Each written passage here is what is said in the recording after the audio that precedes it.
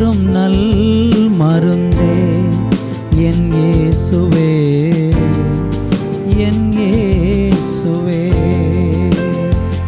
ஜீவன் தரும் நல் மருந்தே என் இயேசுவே, என் இயேசுவே. வழியும் சத்தியமும் ஜீவனுமானவர், வழியும் சத்தியமும் ஜீவனுமானவர். நித்திய ஜீவனை நம்மில் தருபவர், நித்திய ஜீவனை நம்மில் தருபவர். ஜீவன் தரும் நல் மருந்தே என் இயேசுவே, என் இயேசுவே.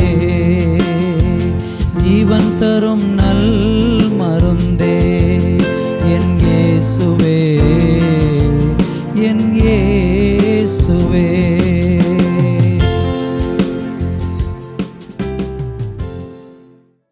Thoothukudi revival Christian assembly ministries வழங்கும் ஜீவன் தரும் நல்வரது என்ற இந்நிகழ்ச்சிக்கு உங்களை அன்புடன் வரவேற்கிறோம். இன்றைய நிகழ்ச்சி உங்களுக்கும் உங்கள் குடும்பத்திற்கும் ஆசீர்வாதமாக இருக்கும் என்று நாங்கள் நம்புகிறோம். இப்பொழுதும் நமது ஊழியர் கே. சந்தோஷ் அவர்கள் வழங்கும் தேவ செய்தி இதோ உங்களுக்காக. கிறிஸ்துவுக்குள் அன்பான தேவனுடைய பிள்ளைகளே, இயேசு கிறிஸ்துவின் நாமத்தில் உங்களை சந்திப்பதிலே நான் மிகவும் மகிழ்ச்சி அடைகிறேன். இந்த நாளிலையும் கூட நம்ம ஆண்டவருடைய வார்த்தையை தியானித்து தேவன் நமக்கு என்ன ஆலோசனையை கொடுக்க போகிறார் என்பதை குறித்து நாம் இன்றைக்கு தியானிக்க போகிறோம். முதலாவது அப்போஸ்தலர் நடவடிக்கைகள் அதனுடைய 4ஆம் அதிகாரம் 12வது வசனத்தை நம்ம வாசித்து ரட்சிப்பை பற்றிய ஒரு காரியத்தை இன்றைக்கு நம்ம தியானிக்க போகிறோம். அந்த வேத பகுதியை இப்பொழுது நம்ம வாசிக்க கேட்கலாம். அவராலே அன்றி வேறொருவராலும் ரட்சிப்பு இல்லை. நாம் ரட்சிக்கப்படும்படிக்கு வானத்தின் கீழெங்கும் மனுஷர்களுக்குள்ளே அவருடைய நாமமே அல்லாமல் வேறொரு நாமம் கட்டளையிடப்படவும் இல்லை. அருமை தேவனுடைய பிள்ளைகளே, ரட்சிப்பு என்பது எவ்வளவு முக்கியத்துவம் வாய்ந்தது என்பதை இன்றைக்கு நம்ம ஆராய போகிறோம்.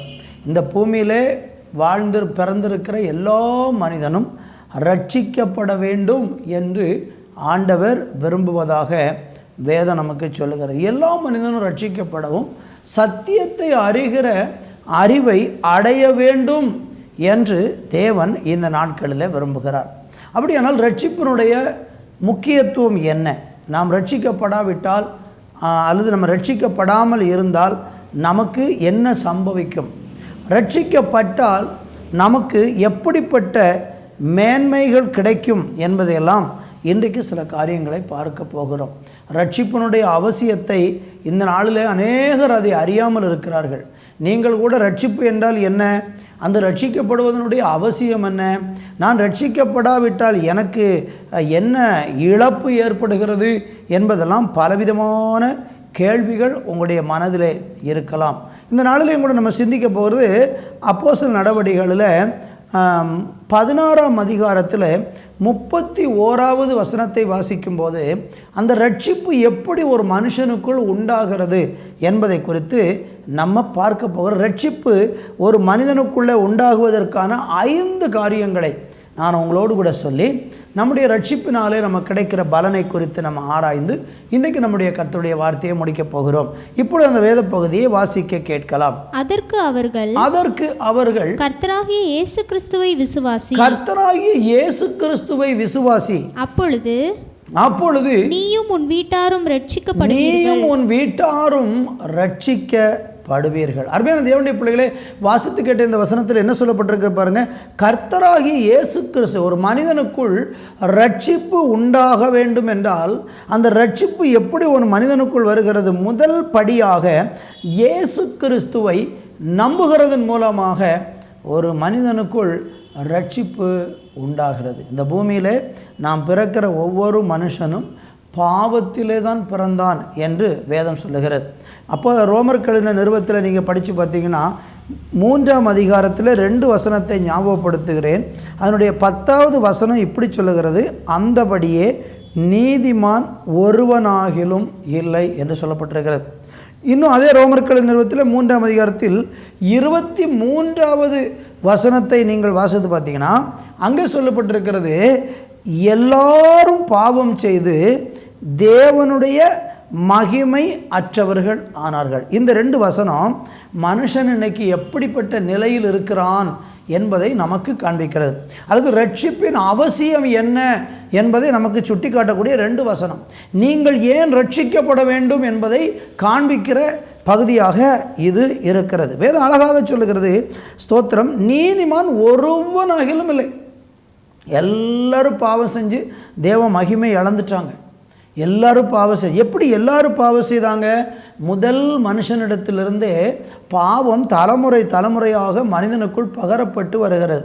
முதல் மனிதனுடைய கீழ்ப்படியாமை ஆதாம் ஏவாள் என்று சொல்லக்கூடிய அந்த முதல் மனிதர்களுடைய கீழ்ப்படியாய்மை, அவர்கள் தேவன் கட்டளையிட்டிருந்த, தேவன் அவர்களுக்கு விதித்திருந்த, தேவன் அவர்களுக்கு சொல்லியிருந்த அந்த வார்த்தைக்கு அவர்கள் கீழ்ப்படியாமல் போனது நிமித்தம் அவர்கள் தேவனிடத்தில் மீறுதல் செய்தார்கள் என்று வேதம் நமக்கு சொல்லுகிறது.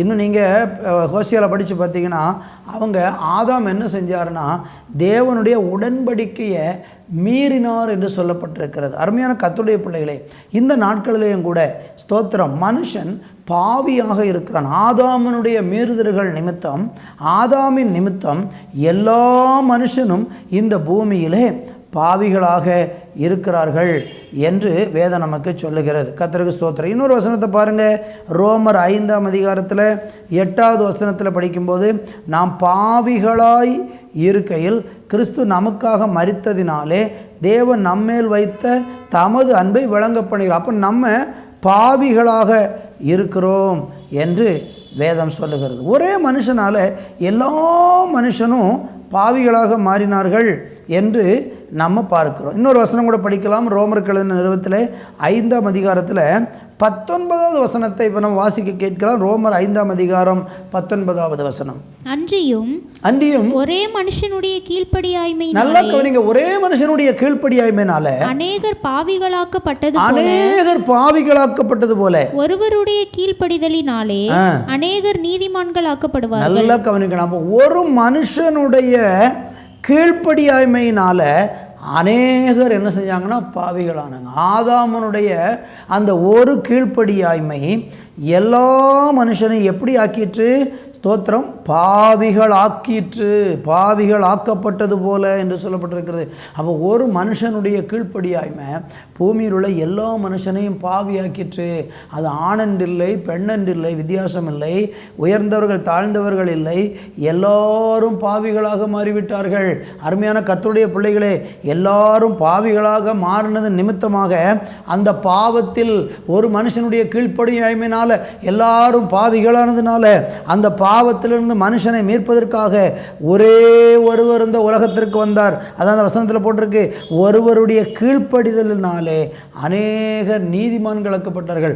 இயேசு கிறிஸ்து ஒரே ஒரு தேவன், அவர் இந்த பூமிக்கு வந்து கீழ்ப்படிஞ்சது நிமித்தமாக எல்லாரும் என்ன ஆக்கப்படுகிறார்கள்?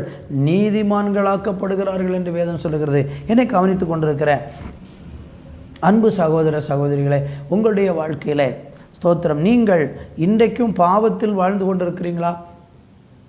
அந்த பாவத்தை செய்துவிட்டு அந்த பாவம் எப்படிப்பட்டது என்று புரியாமல் இருக்கிறீங்களா? அந்த பாவமாக நீங்கள் கருதாமல் இருக்கிறீங்களா? அல்லது பாவத்தில் சிக்கி வெளியே வர முடியாமல் இருக்கிறீங்களா? உங்கள் வாழ்க்கையில் வரக்கூடிய பல பிரச்சனைகளுக்கு என்ன காரணம் என்று தெரியாமல் இருக்கிறீங்களா? இதுக்கெல்லாம் அடிப்படை காரணம் பாவம் என்று தான். ஒரு மனுஷனுடைய மீறுதலினாலே இந்த பூமியில் மனுஷர்கள் பாவிகளானார்கள்.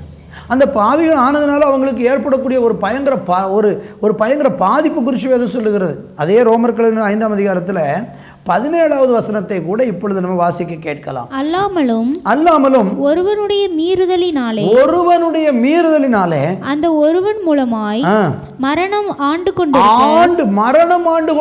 ஒரு மனுஷனுடைய மீறுதலினால மரணம் ஆண்டு கொண்டு இருக்க கிருபையின் பரிபூரணத்தையும் நீதியாகிய ஈவின் பரிபூரணத்தையும் பெறுகிறவர்கள் இயேசு கிறிஸ்து என்னும் ஒருவராலே ஜீவனை அடைந்து ஆளுவார்கள் என்பது. ஒரு மனுஷனுடைய பாவத்தின் நிமித்தம் எல்லா மனுஷனும் என்ன செஞ்சாங்கன்னா பாவியாக ஒரு மனுஷனுடைய கீழ்ப்படியாமையினால எல்லாரும் பாவிகளானாங்க. அப்படி எல்லாரும் பாவிகளானதுனால அந்த ஒரு மனுஷனுடைய மீறுதல் நிமித்தம் அந்த ஒரு மனுஷன் மூலமாக மரணம் ஆட்கொண்டது. எல்லாருடைய வாழ்க்கையிலையும் அந்த பாவத்தின் சம்பளமாகிய மரணம் எல்லாரையும் பிடித்து கொண்டது. அப்போ அந்த ஒரு மனுஷனோடனால பாவம் வந்தது.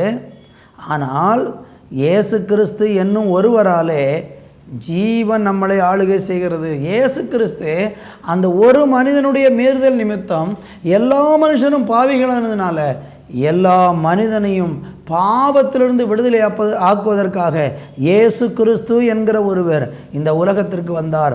அவர் ஒருவராலே மட்டும்தான் நமக்கு ரட்சிப்பு உண்டு. அதை நீங்கள் அப்போஸ்தலர் நடவடிக்கைகளில் 4ஆம் அதிகாரம் 12வது வசனத்தில் நம்ம படித்தோம் அல்லவா, அவராலே அன்றி வேற ஒருவராலும் ரட்சிப்பு இல்லை.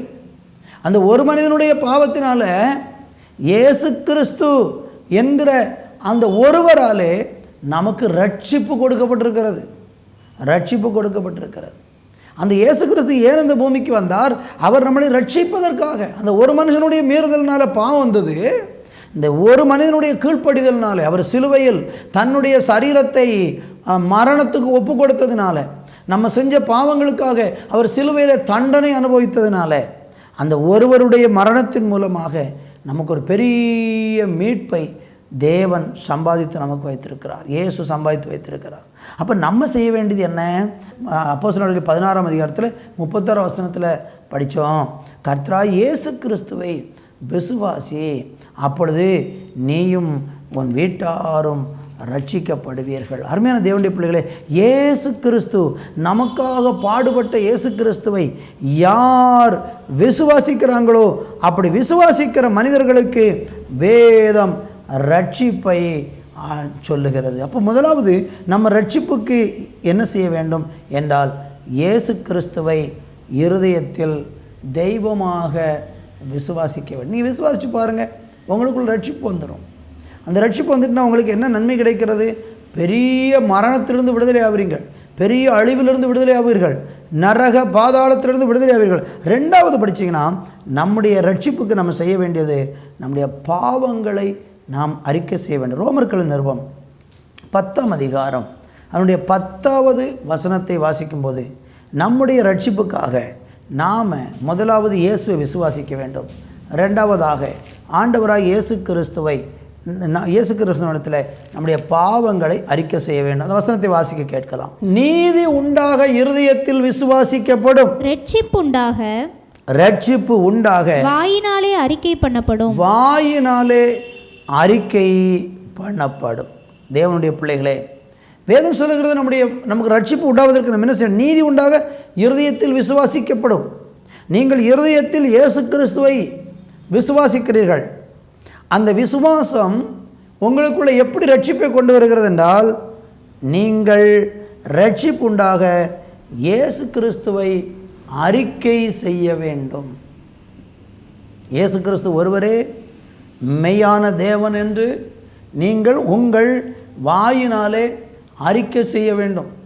நீங்கள் இயேசு கிறிஸ்துவை அறிக்கை செய்யும் போது உங்களுக்கு ரட்சிப்பு உண்டாகிறது. உங்கள் வாயினால் நீங்களே சொல்லணும், நான் கர்த்தராகிய இயேசு கிறிஸ்துவை விசுவாசிக்கிறேன், கர்த்தராகிய இயேசு கிறிஸ்து என்னுடைய பாவங்களுக்காக சிலுவையில் மரித்தார் என்பதை நான் விசுவாசிக்கிறேன், கர்த்தராகிய இயேசு கிறிஸ்து எனக்காக இரத்தம் சிந்தினார், எனக்காக மரித்தார், எனக்காக உயிர்த்தெழுந்தார், எனக்காக அவர் மீண்டும் வரப்போகிறார், நான் அவரை நம்புகிறேன், அவரை விசுவாசிக்கிறதன் மூலம் என் பாவங்கள் மன்னிக்கப்படுகிறப்படும் என்று நான் விசுவாசிக்கிறேன் என்று நீங்கள் உங்கள் வாயினாலே அறிக்கை செய்யும்போது உங்களுக்குள் அந்த ரட்சிப்பு உண்டாகும். அருமையான தேவனுடைய பிள்ளைகளே, இயேசு கிறிஸ்துவை அறிக்கை செய்வதற்கு நிறையா சந்தர்ப்பங்கள் நமக்கு உண்டு. இயேசுவை பற்றி மற்றவர்களிடத்தில் சொல்லுவது இயேசுவை குறித்து நாம் அறிக்கை இடுகிற ஒரு செயலாக இருக்கிறது. இயேசுவை துதிப்பது, தேவனே நீர் பெரியவர், தேவனே நீர் உயர்ந்தவர் என்று சொல்லி அவரை ஆராதிப்பது, இயேசுவை அறிக்கை செய்வது. இயேசு கிறிஸ்துவை அறிக்கை செய்கிறதன் மூலம் ஒரு மனிதனுக்கு ரட்சிப்பு உண்டாகிறது. பாருங்களில் ஒரு முந்தின வசனத்தை, அந்த 10ஆம் அதிகாரம் முந்தின வசனத்தை கூட வாசிக்க கேட்கலாம். என்னவென்றால் கர்த்தராகிய இயேசு கிறிஸ்துவை நீ உன் வாயினாலே அறிக்கையிட்டு தேவன் அவரை மரித்தோரிலிருந்து எழுப்பினார் என்று உன் இருதயத்திலே விசுவாசித்தால் ரட்சிக்கப்படுவாய். அப்ப ரட்சிக்கப்படுவதற்கு நம்ம இயேசு கிறிஸ்துவை இருதயத்தில் விசுவாசித்து வாயினாலே அறிக்கை செய்யும் போது அந்த ரட்சிப்பை தேவன் நமக்கு கொடுக்கிறார். கர்த்தருக்கு ஸ்தோத்திரம். மூன்றாவதாக நம்முடைய ரட்சிப்புக்கு நம்ம செய்ய வேண்டிய மூன்றாவது காரியம் என்ன? லூக்கா சுவிசேஷம் 13ஆம் அதிகாரம் அதனுடைய 3வது வசனத்தை இப்பொழுது வாசிக்க கேட்கலாம். அப்படி அல்லவென்று உங்களுக்கு சொல்லுகிறேன், அப்படி அல்லவென்று நான் உங்களுக்கு சொல்லுகிறேன், நீங்கள் மனம் திரும்பாமல் போனால், நல்லா நீங்க கவனிக்கணும், நீங்கள் மனம் திரும்பாமல் போனால் எல்லாரும் அப்படியே கெட்டு போவார்கள். பார்த்தீங்களா, ஒரு மனுஷன் மனம் திரும்பாவிட்டால் அவன் என்ன செய்வாங்கன்னா கெட்டுப்போம். மூன்றாவது, ஒரு மனுஷன் ரட்சிக்கப்படுவதற்கு மனம் திரும்ப வேண்டும் என்று வேதம் சொல்லுகிறது. மனம் திரும்ப வேண்டும். பாவங்களை விட்டு நாம் மனம் திரும்பினால் நமக்கு ரட்சிப்பு உண்டாகும் என்று வேதம் சொல்லுகிறது. அப்போஸ்தலர் நடவடிக்கைகளில் 2ஆம் அதிகாரம் 38வது வசனத்தை வாசிக்கும்போது வேதம் சொல்லுகிறது, பேதுரு அவர்களை நோக்கி, நீங்கள் மனம் திரும்பி ஒவ்வொருவரும் பாவ மன்னிப்புக்கென்று இயேசு கிறிஸ்துவின் நாமத்தினாலே ஞான ஸ்நானம் பெற்றுக்கொள்ளுங்கள், அப்பொழுது பரிசுத்த ஆவியின் வரத்தை பெறுவீர்கள். பேதுரு ஒரு நீண்ட பிரசங்கத்தை 14வது வசனத்திலிருந்து 36வது வசனம் வரைக்கும் இயேசு கிறிஸ்து ஏன் வந்தார், அவர் ஏன் சிலுவையில் மரித்தார், அவர் ஏன் ரத்தம் சிந்தினார் என்கிற அந்த சுவிசேஷத்தை அறிவித்த போது ஜனங்கள் அந்த நீண்ட பிரசங்கத்தை கேட்கிறாங்க. கேட்ட உடனே அவங்க இருதயத்தில் குத்தப்படுகிறார்கள். ஐயோ, நம்ம செய்கிறது பாவம், அப்படியானால் நம்ம மனம் திரும்ப வேண்டியது அவசியமாக இருக்கிறதுன்னு சொல்லி அவங்க இருதயத்தில் உணர்த்தப்பட்டு அவங்க குத்தப்பட்ட போது பேதுருவை பார்த்து கேட்குறாங்க. வேதம் சொல்லுகிறது, இதை அவர்கள் கேட்டபோது இருதயத்தில் குத்துண்டாகி பேதுருவையும் மற்ற அப்போஸ்தலரையும் பார்த்து, சகோதரர் நாங்கள் என்ன செய்ய வேண்டும்? 37 வசனத்தில் அழகாக இருக்குது, நாங்கள் என்ன செய்ய வேண்டும் என்று கேட்குறாங்க. அதுக்கு பேதுரு சொன்ன வார்த்தையை தான் நம்ம படித்தோம். என்ன செய்யணுமா? நீங்கள் மனம் திரும்ப வேண்டும் என்று அங்கே சொல்லுகிறதை பார்க்கிறோம். நீங்கள் மனம் திரும்பினால் உங்களுக்கு ரட்சிப்பு உண்டாகும் என்று சொல்லப்பட்டிருக்கிறது. அருமையான கர்த்தருடைய பிள்ளைகளே, மனம் திரும்புதல் இல்லாமல் ஒரு மனிதனுக்குள்ளே ரட்சிப்பு வராது. இயேசு கிறிஸ்துவை விசுவாசிக்கிற ஒரு மனுஷன் என்ன செய்யணும்னா, அவன் பாவங்களை விட்டு மனம் திரும்ப வேண்டும். மனம் திரும்பினால் மட்டும்தான் அந்த மனுஷனுக்குள்ளே ரட்சிப்பு உண்டாகிறது. அல்லேலூயா, கர்த்தருக்கு ஸ்தோத்திரம் உண்டாகுது.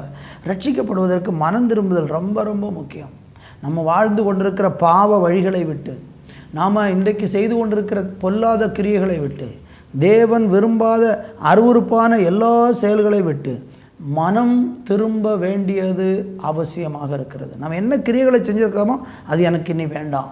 குடிக்கு அடிமையாக இருக்கிறோமோ அந்த குடி எனக்கு வேண்டாம். எந்த விதமான பொல்லாத செயல்களில் நம்ம அடிமையாக இருக்கிறோமோ அந்த கிரியைகள் எனக்கு வேண்டாம். நான் மனம் திரும்புகிறேன் என்று சொல்லி ஒரு மனுஷன் மனம் திரும்பும்போது அந்த மனிதனுக்குள்ளே தேவன் ரட்சிப்பை கட்டளையிடுகிறார். கர்த்தருக்கு மகிமை உண்டாகட்டும்.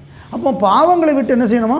மனம் திரும்ப வேண்டும். பாவத்தில் வாழ்ந்து கொண்டு ஒரு மனிதன் ரட்சிக்கப்பட்டான் என்று சொன்னால் அது வேதத்தின்படி ஏற்புடையதல்ல, அது ஏற்க முடியாது. வேதம் சொல்லுகிறது மனம் திரும்ப வேண்டும். பாவ வழிகளை விட்டு மனம் திரும்பினால் மட்டும்தான் ரட்சிப்பு உண்டாகிறது. 4வதாக ஒரு மனிதனுக்குள்ளே தேவன் கொடுக்கக்கூடிய அந்த ரட்சிப்பு எவ்வளோ முக்கியமானது. 4வது ஒரு குறிப்பு, ரட்சிக்கப்படுவதற்கு நம்ம என்ன செய்ய வேண்டும் பாருங்கள். 1 பேதுரு 3ஆம் அதிகாரம் 21வது வசனத்தில் வாசிக்கும்போது ரொம்ப முக்கியத்துவம் வாய்ந்த ஒரு வசனம் அதை இப்பொழுது வாசிக்க கேட்கலாம். அதற்கு ஒப்பனையான ஞானஸ்நானமானது மாம்ச அழுக்கை நீக்குதலாயிராமல் தேவனை பற்றும் நல்மனசாட்சியின் உடன்படிக்கையாயிருந்து இப்பொழுது நம்மையும் இயேசு கிறிஸ்துவினுடைய உயிர்த்தெழுதலினால் ரட்சிக்கிறது. நல்லா கவனிங்க, ஞானஸ்நானம் நம்மை ரட்சிக்கிறது அங்க போட்டிருக்கு. அதற்கு ஒப்பனையான ஞானஸ்நானமானது மாம்ச அழுக்கை நீக்காமல். ஞானஸ்நானம் எடுப்பது ரட்சிப்புக்கு ரொம்ப முக்கியமான ஒரு பார்ட். நான்காவதாக அதற்கு ஒப்பனையான ஞானஸ்நானமானது மாம்ச அழுக்கை, அது நம்முடைய சரீரத்தோட அழுக்க கழுகாது, அது நம்முடைய இருதயத்தை தேவனை பற்றும் நல்மனசாட்சியின் உடன்படிக்கையாக இருந்து இப்பொழுது நம்மை இயேசு கிறிஸ்துவனுடைய உயர்த்தெழுதலினால நம்மளை ரட்சிக்கிறது. இந்த சரீர அழுக்கை கழுவுவதற்காக ஞானஸ்நானம். அதற்கு மாறாக அந்த ஞானஸ்நானம் நம்முடைய பாவங்களை கழுகுகிறது. அப்போஸ்தலர் நடவடிக்கைகளை படிக்கும்போது பேதுரு சொல்கிறார், இயேசு கிறிஸ்து ஒவ்வொருவரும் பாவ மன்னிப்புக்கன்று 2:38 போட்டிருக்குது, ஒவ்வொருவரும் பாவ மன்னிப்புக்கன்று இயேசு கிறிஸ்துவின் நாமத்தில் ஞானஸ்நானம் பெறுங்கள். அப்போ அந்த பாவத்தை விட்டு மனம் திரும்பிட்டாலே அந்த பாவம் மன்னிக்கப்பட்டிருக்கிறது என்பதற்கு ப்ரூவ் பண்ணக்கூடிய ஒரு விஷயம் தண்ணீரினாலே மூழ்கி ஞானஸ்நானம் பெறுகிறதாக இருக்கிறது. மார்க்கு சுவிசேஷம் 16ஆம் அதிகாரம் 16வது வசனத்தில் படித்து பார்த்தீங்கன்னா, விசுவாசம் உள்ளவனாகி ஞானஸ்நானம் பெற்றவன் ரட்சிக்கப்படுவான். நல்லா கவனிக்கணும். அப்போ ரட்சிப்புக்கு முக்கியமான ஒரு பகுதி விசுவாசம் உள்ளவனாகி ஞானஸ்நானம் பெற்றவன் ரட்சிக்கப்படுவான். நான் மேலிருந்து வாசித்த ஒவ்வொரு வசனத்திலையும் ரட்சிப்பு உண்டாகும் அப்படின்னு சொல்லப்பட்டிருக்கிறதை நம்ம பார்க்க முடியும். முதலாவது என்ன, அப்போஸ்தலர் 16:31 பார்த்தோம், கர்த்தராகிய இயேசு கிறிஸ்து விசுவாசி, அப்பொழுது நீ வீட்டார் ரட்சிக்கப்படுவீர்கள். ரோமர் 10:10 பார்த்தோம், நீதி உண்டாக இருதயத்தில் விசுவாசிக்கப்படும், நம்ம ரட்சிப்பு உண்டாக அறிக்கை செய்யப்படணும். இப்போ ரட்சிப்புக்கு அறிக்கை ரொம்ப முக்கியமானதாக இருக்கிறது. மூன்றாவது நம்ம லூக்கா 13:3 படித்தோம், நம்முடைய பாவங்களை நாம் மனம் திரும்பாவிட்டால் நீங்களும் கெட்டு போவீர்கள். அப்போ மனம் திரும்பினா மட்டும்தான் நம்ம ரட்சிக்கப்படுவோம் அப்படின்னு பார்க்குறோம். இப்போ நம்ம படித்த பகுதியிலையும் நம்ம ஞான ஸ்நானம் பெறும்போது நமக்குள் ரட்சிப்பு உண்டாகிறது, நமக்குள்ளே அந்த ரட்சிப்பு பூரணப்படுகிறது. பாவத்தை விட்டுட்டா அடுத்த நிமிஷமே அந்த மனுஷன் என்ன செய்யணும், ஞான ஸ்நானத்தை பெற்றுக்கொள்ள வேண்டும். வேத புத்தகத்தில் நிறைய இடங்களில் தேவனுடைய ஜனங்கள் கூட்டமாக ஞான ஸ்நானம் பெற்று கர்த்தருடைய சபையிலே சேர்க்கப்பட்டதாக வேதம் நமக்கு சொல்கிறது. அதே அப்போஸ்தலர் நடவடிக்கைகள் 2ஆம் அதிகாரம் 41 வசனத்தில் படிக்கும்போது அவனுடைய வார்த்தையை சந்தோஷமாக ஏற்றுக்கொண்டவர்கள் ஞான ஸ்நானம் பெற்றார்கள். மனம் திரும்பினவர்கள் ஞான ஸ்நானம் பெற்றார்கள். பாவத்தை விட்டு மனம் திரும்பினவர்கள், இயேசுவை அறிக்கை செய்தவர்கள், இயேசுவை விசுவாசித்தவர்கள் என்ன செய்தார்கள், ஞான ஸ்நானம் பெற்றார்கள். ஞான ஸ்நானம் பெற்று அவர்கள் ரட்சிக்கப்பட்டார்கள் என்று சொல்லி நம்ம பார்க்க முடியும். என்னை கவனித்து கொண்டிருக்கிற அருமையான தேவனுடைய பிள்ளைகளே, நீங்கள் ஆண்டவராக இயேசு கிறிஸ்துவை ஏற்றுக்கொண்டு அந்த ரட்சிப்பின் அனுபவத்துக்குள்ளே வந்திருக்கிறீங்களா என்பதை நீங்கள் பார்க்கணும். ஒருவேளை நீங்கள் இந்த ரட்சிப்பை தள்ளி விடுகிறீர்கள், ஞானஸ்நானம் நான் எடுக்க மாட்டேன், ஞானஸ்நானம் அப்படி இருக்குது இப்படி இருக்குன்னு அதில் உங்களுக்கு பலவிதமான குழப்பமாக இருந்து நீங்கள் ஒருவேளை ஞானஸ்நானத்தையெல்லாம் அந்த ரட்சிக்கப்படுவதற்கு ஏதுவான சத்தியத்துக்கு கீழ்ப்படியாமல் நீங்கள் ஞானஸ்நானத்தை புறக்கணிக்கிறீங்கன்னா உங்களுக்கு ஒரு எச்சரிப்பான ஒரு வசனத்தை சொல்லி கடந்து போகிறேன். லூக்கா சுவிசேஷம் 7ஆம் அதிகாரத்தில் 30வது வசனத்தில் படித்து பாருங்கள். அங்கே ஞானஸ்நானம் பெறாததுனால ஒரு மனுஷனுக்கு என்ன தீமை உண்டாகிறது, 30வது வசனத்தை வாசிக்க கேட்போம். பரிசேயரும் ஞான சாஸ்திரிகளுமோ அவனாலே ஞானஸ்நானம் பெறாமல் தங்களுக்கு கேடுண்டாக தேவனுடைய ஆலோசனையை தள்ளிவிட்டார்கள். இங்க யோவான் ஸ்நானகன் மனம் திரும்புவதற்கு ஏதுவான ஞான ஸ்நானத்தை கொடுத்து கொண்டிருக்கிறான். அப்படி ஞான ஸ்நானத்தை கொடுத்து கொண்டிருந்த சமயத்தில் யோவானுடைய ஞான ஸ்நானத்தை சிலர் என்ன செஞ்சாங்களாம்? அவனாலே ஞான ஸ்நானம் பெறாமல் தங்களுக்கு கேடுண்டாக தேவனுடைய ஆலோசனையை தள்ளிவிட்டார்கள். ஞான ஸ்நானம் பெறாமல் அதை தள்ளிவிட்டால் வேதம் சொல்லுகிறது அவர்கள் தங்களுக்கு கேடு உண்டாகும்படியாகவே அப்படி தள்ளிவிடுகிறார்கள். நீங்கள் இன்றைக்கி ஞானஸ்நானத்தை தள்ளி இருக்கீங்களா? இன்னும் நீங்கள் ஞானஸ்நானம் எடுக்காமல் இயேசு கிறிஸ்துவை விசுவாசிக்கிறேன், இயேசு கிறிஸ்துவை நான் அறிக்கை செய்கிறேன், என் பாவங்களை விட்டு மனம் திரும்பி விட்டேன், ஆனால் இன்னும் நான் ஞானஸ்நானம் எடுக்கலைன்னு சொல்லி நீங்கள் ஞானஸ்நானத்தை புறக்கணிக்கிறீங்கன்னா நீங்கள் ரட்சிப்பை பெற முடியாது, ரட்சிப்பிலே நீங்கள் பூரணமடைய முடியாது. கடைசியாக இந்த ரட்சிப்புக்கு நம்ம செய்ய வேண்டியது தேவனுடைய கட்டளைகளை நம்ம கீழ்ப்படிய வேண்டும்.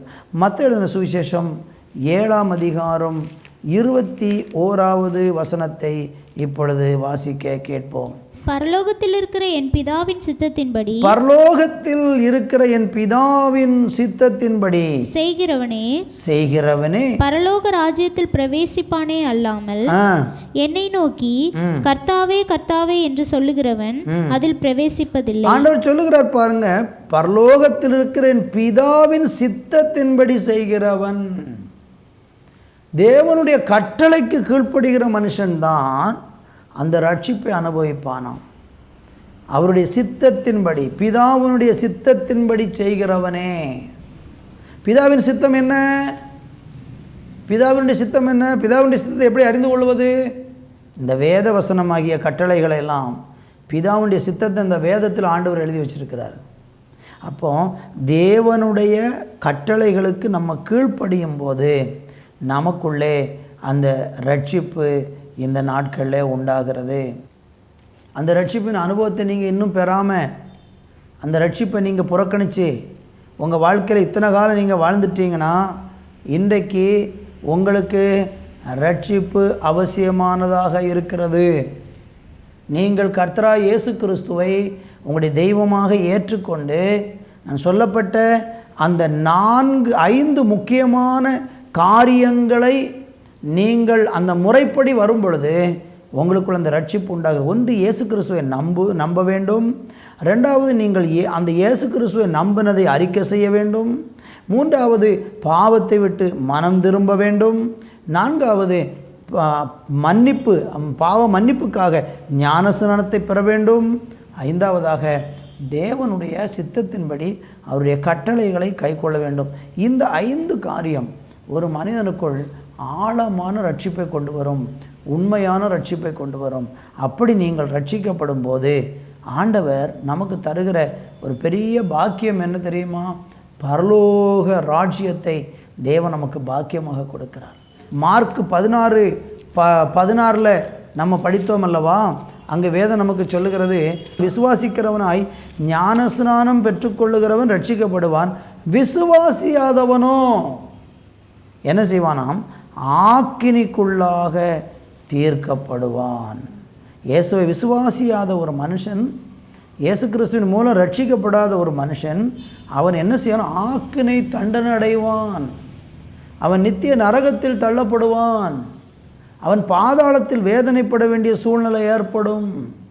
நீங்கள் இந்த பூமியில் வாழும்போது நீங்கள் எல்லாம் சொகுசோடு வாழ்ந்து நல்ல உயர்ந்த அந்தஸ்தில் இந்த உலகத்தையே நீங்கள் ஆதாயப்படுத்தி நீங்கள் இந்த உலகத்துக்குரிய எல்லா மேன்மைகளையும் நீங்கள் பெற்றிருந்தாலும் நீங்கள் ரட்சிக்கப்படாவிட்டால், நீங்கள் ஆண்டவராய் இயேசு கிறிஸ்துவின் மூலம் பாவம் மன்னிக்கப்படாவிட்டால் உங்களுக்கு எந்த ஒரு பிரயோஜனமும் இல்லை. எனவே இந்த நாட்களிலே நாம் ரட்சிக்கப்பட வேண்டியது அவசியம். இன்றைக்கு உங்கள் வாழ்க்கையை இயேசுவுக்கு ஒப்பு கொடுப்பீங்களா? நான் உங்களுக்காக ஜெபிக்க விரும்புகிறேன்.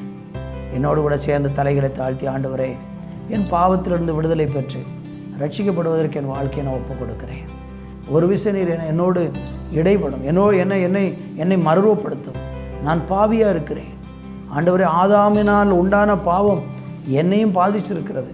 நான் இன்றைக்கு மனம் திரும்பி ஆண்டவரே உம்மை விசுவாசித்து ஞானஸ்நானம் பெற்று கட்டளைக்கு கீழ்ப்படிந்து உம்முடைய நாமத்தை நாங்கள் அறிக்கை செய்து ரட்சிக்கப்படுவதற்கு இன்றைக்கு என்னை ஒப்பு கொடுக்கிற ஆண்டவரேன்னு சொல்லி தலைகளை தாழ்த்தி தேவனை நோக்கி பார்க்கலாமா? இன்றைக்கு அந்த ரட்சிப்பு உங்கள் குடும்பத்துக்குள்ளே வரப்போகிறது, உங்களுக்குள்ளே வரப்போகிறது. ஆமேன். உங்களுக்குள்ளே அந்த ரட்சிப்பு வந்து உங்களை இன்றைக்கி மரணத்திலிருந்து, அழிவிலிருந்து, நித்திய ஆக்கினிலிருந்து உங்களை விடுவிக்க போகிறது. அதற்கு இன்றைக்கு இயேசு கிறிஸ்து உங்களுடைய கடவுளை ஏற்றுக்கொள்ள முன் வருவீர்களா?